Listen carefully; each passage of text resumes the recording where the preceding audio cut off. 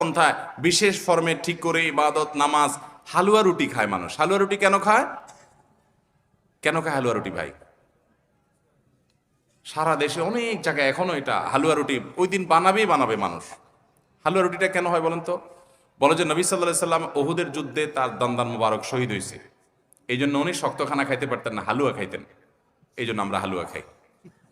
আরে ভাই, নবী সাল্লাল্লাহু আলাইহি সাল্লামের দাঁত ভাঙছে প্রথম কথা ওটা শাবান মাসে ঘটেই না, ওটা পড়ছে আরেক মাসে। আপনি এটা এই মাসে আনলেন কোত্থেকে?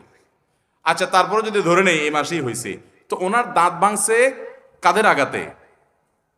মুশরিকদের আঘাতে, তাই না? আল্লাহ দুশমনদের আঘাতে। তো কাফেরদের আঘাতে দাঁত ভাঙাতে উনি হালুয়া খাইছে বলতেছেন, যদি এটার কোনো ভিত্তি নেই, বোগাস কথা। তারপরে ধরে নিলাম, তো আপনি ভালো দাঁত নিয়ে হালুয়া খাচ্ছেন কোন শরমে?